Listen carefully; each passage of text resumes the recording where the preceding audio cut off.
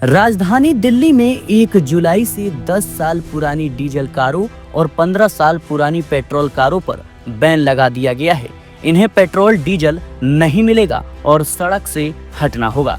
इस आदेश को आप नेता आतिशी ने तुगलकी फरमान बताया है। उन्होंने इस आदेश में चुनावों के दौरान मिले करोड़ों रुपए के चंदे वाला एंगल निकालते हुए कहा कि भाजपा गाड़ी बनाने वालों को फायदा पहुंचाना चाह रही है।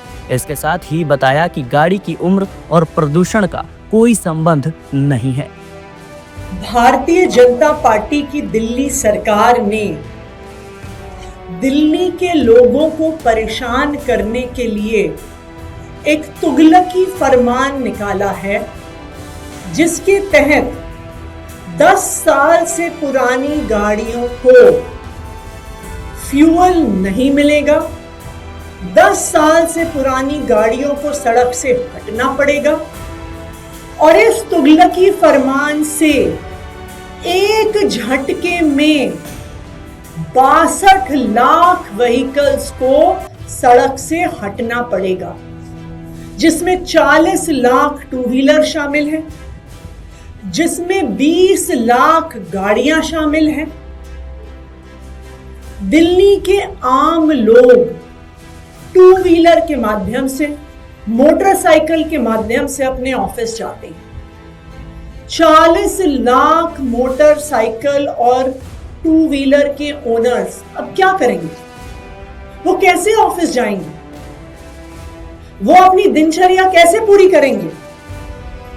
दूसरी तरफ दिल्ली में बहुत सारे ऐसे बुजुर्ग हैं, सीनियर सिटीजन्स हैं, जो गाड़ियों को इस्तेमाल करते हैं सिर्फ घर से बाजार जाने के लिए, बाजार से घर आने के लिए। अक्सर सेकेंड हैंड गाड़ी वो खरीदते हैं और उस गाड़ी को लोकल यूजेज के लिए इस्तेमाल करते हैं। अब ये बुजुर्ग अपने घर से मार्केट तक कैसे जाएंगे? क्या वो पैदल चल के जाएंगे? अपने हाथ में 10-10 किलो का सामान ढो के लाएंगे? क्या ये चाहती है भारतीय जनता पार्टी? ये ऑर्डर तुगलकी है, निराधार है, इलॉजिकल है। ये इस बात से साफ होता है कि किसी भी गाड़ी की उम्र का और उसके द्वारा हो रहे प्रदूषण का कोई भी लेना देना नहीं है। आतिशी ने कहा कि इस आदेश में एक चीज साफ नजर आती है कि आदेश का सिर्फ एक ही कारण हो सकता है, भाजपा की कार और बाइक बनाने वालों से सेटिंग हो गई है। अगर 62 लाख गाड़ियों को सड़क से हटाया गया तो इतने ही लोगों को नई गाड़ियां खरीदनी पड़ेगी। इसका फायदा सिर्फ गाड़ियां बनाने वालों को हो रहा है। आज मैं भाजपा को चैलेंज करती हूं कि बीते 5 साल में उन्हें गाड़ी बनाने वालों से कितना चंदा मिला है, वो दिल्ली की जनता को बताएं। उन्हें दिल्ली वालों और पॉल्यूशन की चिंता नहीं है, उन्हें सिर्फ चिंता है उन लोगों की जिनसे करोड़ों करोड़ों का चंदा लिया है।